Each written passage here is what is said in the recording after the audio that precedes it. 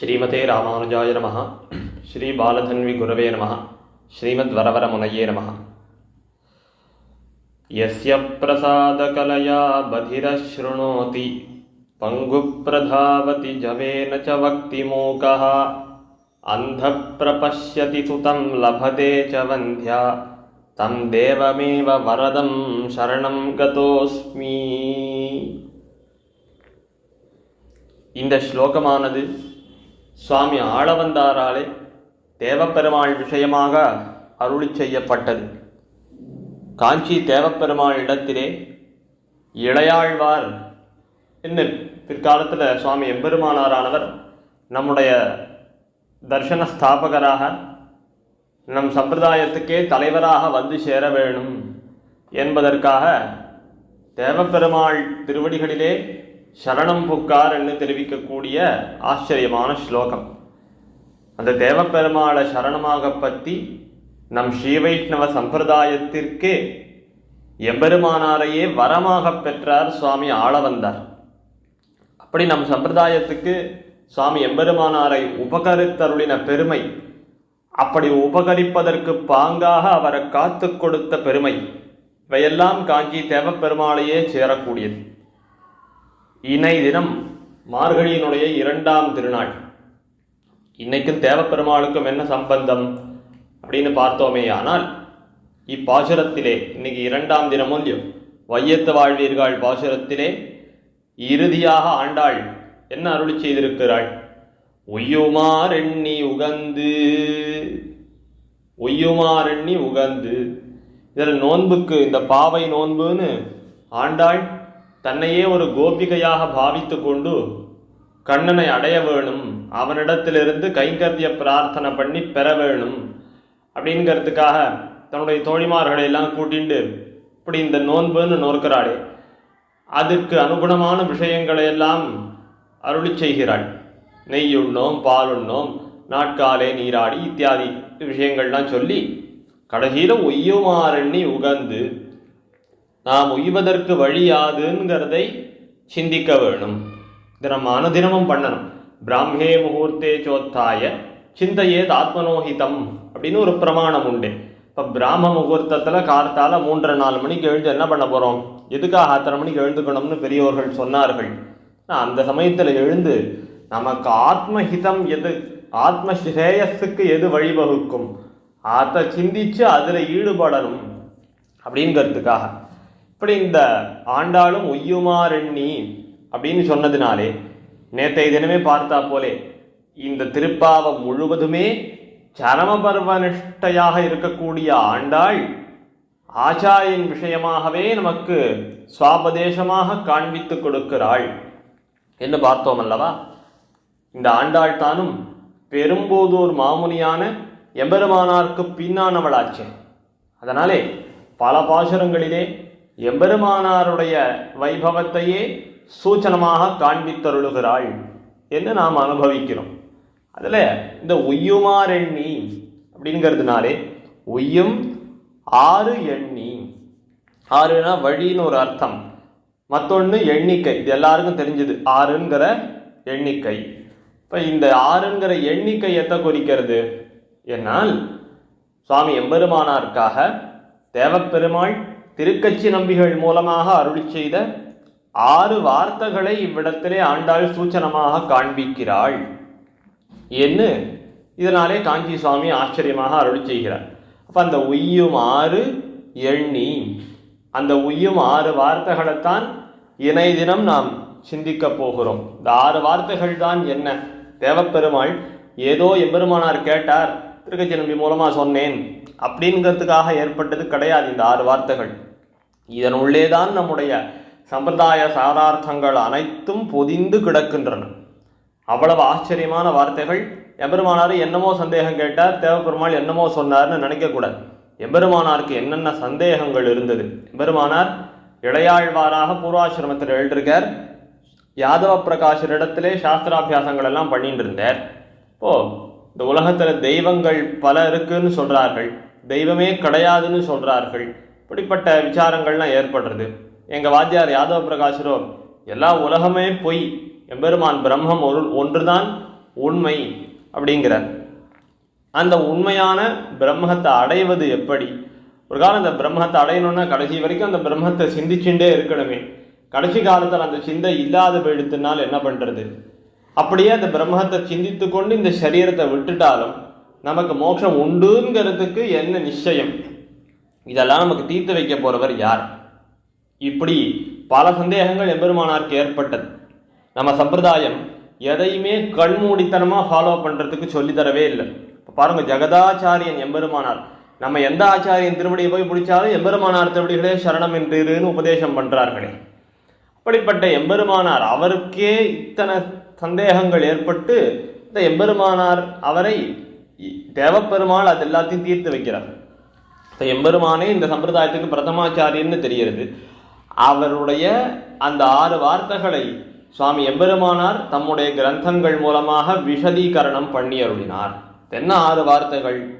அகமேவ பரம் தத்வம், தர்சனம் பேதயேவச்ச, உபாயேஷு பிரபஸ்தி ஸ்யாத், அந்திம ஸ்மிருதி வர்ச்சனம், தேகாவசானே முக்தி ஸ்யாத், பூர்ணாச்சாரிய சமாஸ்ரயா.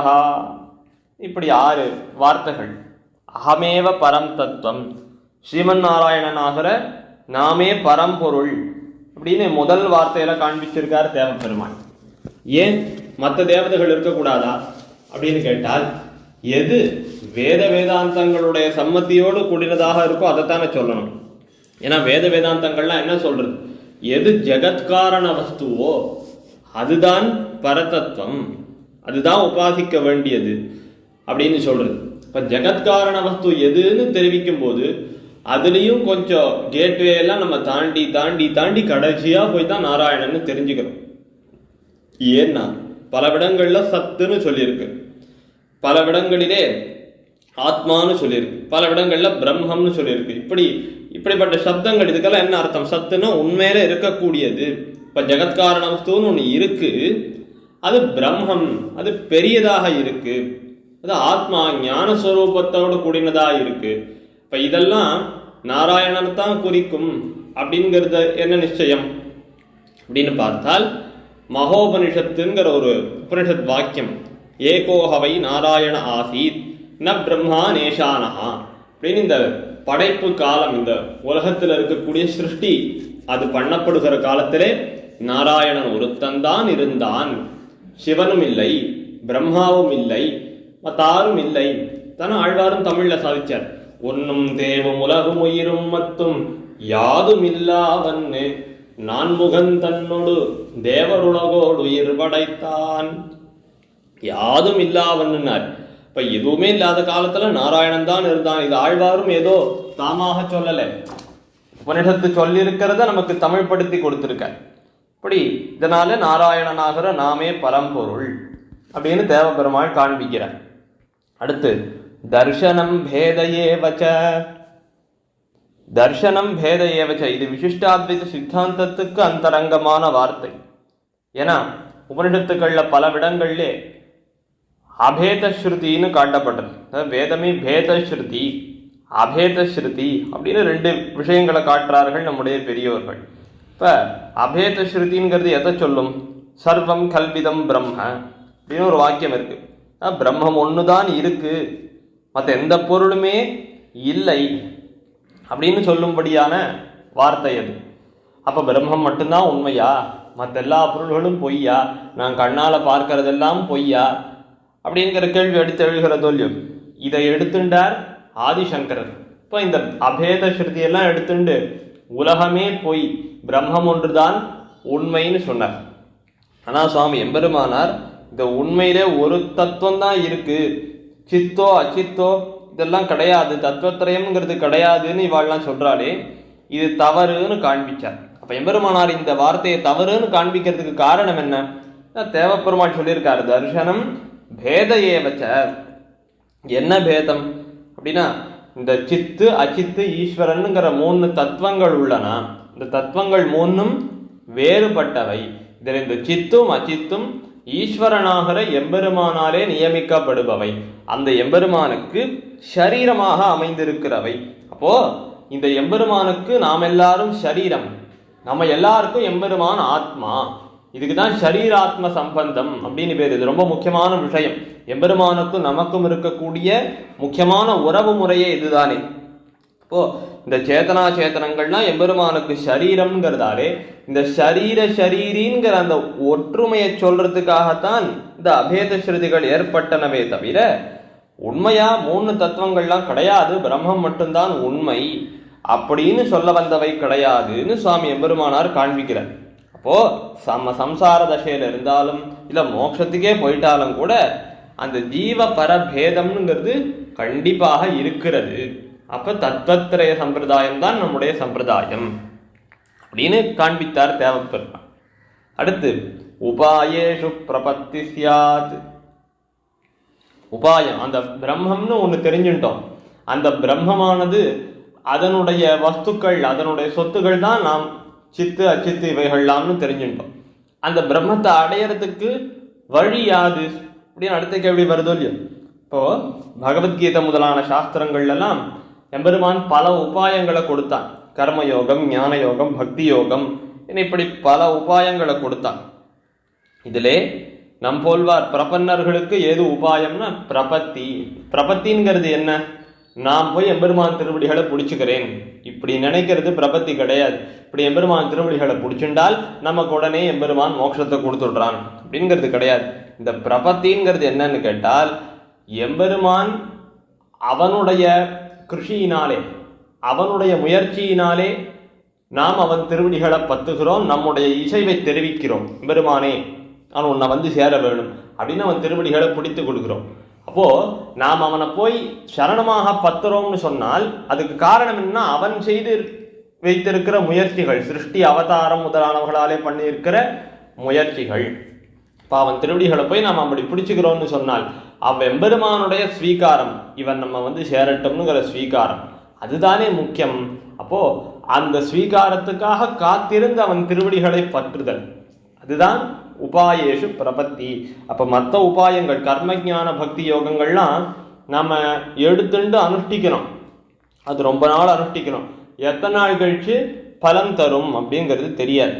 ஆனால் பிரபத்திங்கிறது ஒரு தடவை பண்ணிட்டால் போரும், எம்பெருமான் திருவடிகளை பத்தி கொண்டால் போரும். இப்போ மற்றொரு தடவை பண்ணக்கூடாதா அப்படின்னா மற்றொரு தடவை இந்த முதல்ல பண்ணின பிரபத்தியை மனனம் பண்ணிக்கணும், அதை நினைச்சுக்கணும்.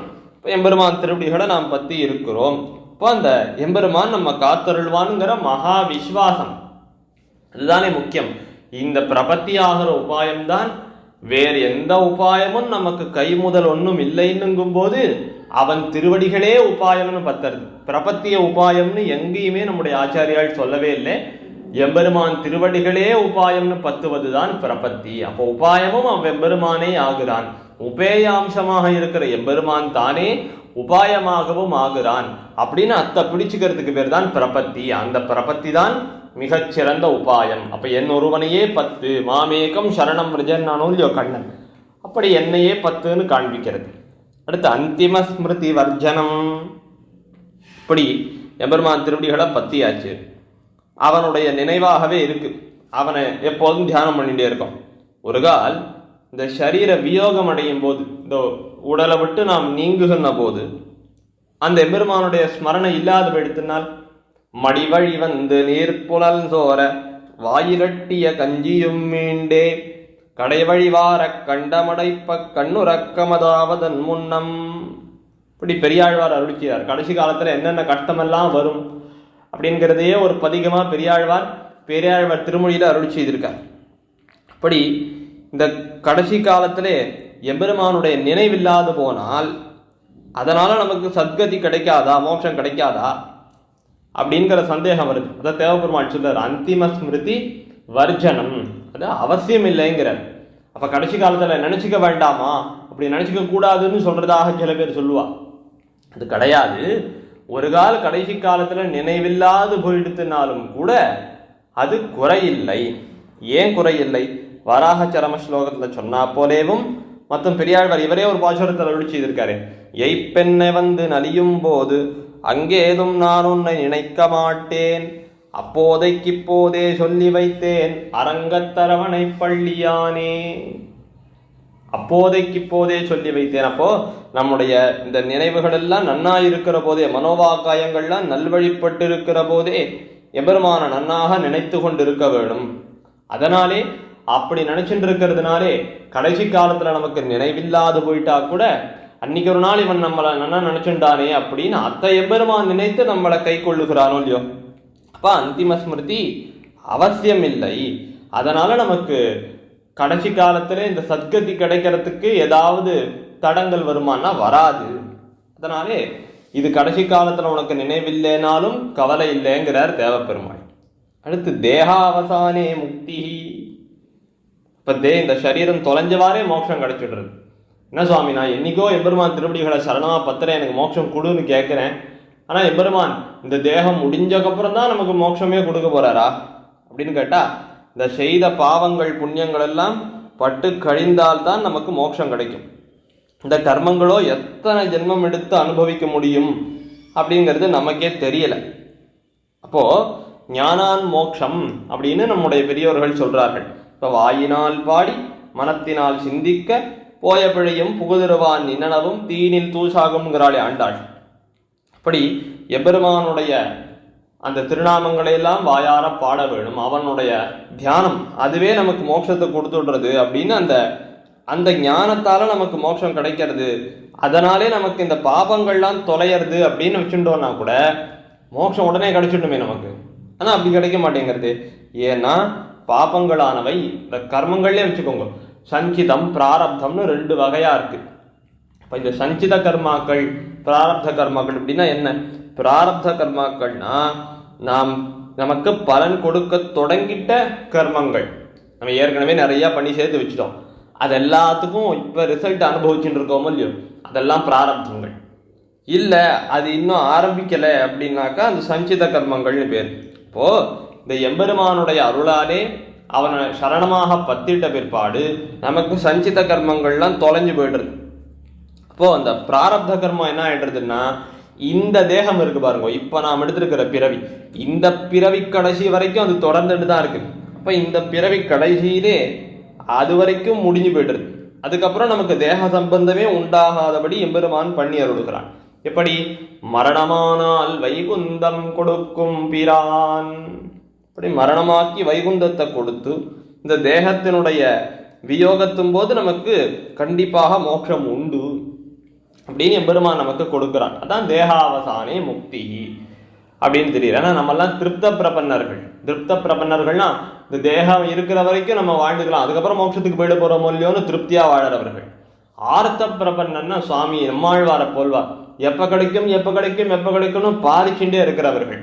அப்ப ஞானான் மோட்சம், நமக்கு ஞானம் வந்துட்ட உடனே நமக்கு மோட்சம் கிடைக்கலையே அப்படின்னா நமக்கு அந்த அளவுக்கு ஆர்த்தி இல்லை அப்படின்னு தான் நம்ம புரிஞ்சுக்கணும். அப்போ இந்த தேகத்தினுடைய இறுதியிலே நமக்கு எம்பெருமான் மோட்சத்தை அருள் செய்கிறான். அடுத்து பூர்ணாச்சாரிய சமாஸ்ரய, இதுதான் கடைசி வார்த்தை. 6 வார்த்தைகள்ல கடைசி வார்த்தை. எம்பெருமானார் தமக்கு 6 ஆச்சாரியனாக பத்த வேணும் அப்படிங்கிற விசாரத்தோடு இருந்த அதுக்கு பரிகாரார்த்தமாக ஆளவந்தாருடைய சிஷ்யர்களே பிரதானராக இருக்கக்கூடிய பெரிய நம்பிகளை பத்த வேண்டியது அப்படின்னு தேவப்பெருமாள் நியமிக்கிறார். அப்புறம் பின்னாலே பெரிய திருமண நம்பிகள், திருக்கோட்டியூர் நம்பிகள், திருமாலையாண்டான், திருவரங்க பெருமாள் அரையர் இவர்களும் சேர்ந்து சுவாமி எம்பெருமானார் பஞ்சாச்சாரிய பதாசிரியரானார் அப்படின்னு பார்க்கிறோம். அப்ப இந்த பெரிய நம்பிகளை ஆச்சாரியனாக பத்து அப்படின்னு நியமிச்சிருக்காரு தேவப்பெருமாள். இந்த 6 வார்த்தைகள் தான் ஒய்யும் 6, நம்மளை உய்விக்கிற 6 விஷயங்கள். இதுலயும் ஒரு விஷயத்தை பாருங்க, அகமேவ பரம் தத்துவம்னு தேவப்பெருமாள் முதல்ல தன்னை காண்பிச்சு கொடுக்கிறார் பிரதம பருவம். கடைசியில பூர்ணாச்சாரிய சமாஸ்ரய, உனக்கு வேற உபாயமே கிடையாது, ஆச்சாரியன் திருவடியில போய் விழுங்குறாரு பாருங்க. இப்ப சரம பருவத்துல கொண்டு விட்டுடுறாரு நம்மளையே. இப்ப சரம பருவம் ஆச்சாரியன் திருவடிகளே சரணம்னு இருக்கிறது தான். அதுவும் இந்த 6 வார்த்தையினுடைய இறுதியிலே நமக்கு காட்டப்படுகிறது. இப்போ ஆண்டாள் தன்னுடைய திருத்தமையனாராக இருக்கக்கூடிய சுவாமி எம்பெருமானார் அவர் இந்த சம்பிரதாயத்தை வளர்த்து கொடுக்கிறதுக்கு காரணமாயமைந்த இந்த 6 வார்த்தைகளையே உய்யுமாறு எண்ணுங்கள் அப்படின்னு பாசுரத்தாலே நமக்கு நியமித்தருளுகிறாள். இப்பாசுரத்தினுடைய ஒரு விசேஷார்த்தத்தை இன்னைய தினம் அனுபவித்தோம். இப்பாசுரத்தை விண்ணப்பம் செய்து அடியனுடைய இந்த உரையை இன்றைய தினம் முடித்துக் கொள்கிறேன். வையத்து வாழ்வீர்கள் நாமும் நம் பாவைக்கு செய்யும் கிரிசைகள் கேளீரோ பார்க்கடலுள் பையத்து என்ன பரமனடி பாடி நெய்யுண்ணோம் பாலுண்ணோம் நாட்காலே நீராடி மையிட்டெழுதோம் மலரிட்டு நாம் முடியோம் செய்யாதன செய்யோம் தீக்குறளை சென்னோதோம் ஐயமும் பிச்சையும் ஆந்தனையும் கை காட்டி உய்யுமாறெண்ணி உகந்தேலோரெம்பாவாய். ஆழ்வார் திருவடிகளே சரணம். ஆண்டாள் திருவடிகளே சரணம். எம்பெருமானார் திருவடிகளே சரணம். ஜீயர் திருவடிகளே சரணம்.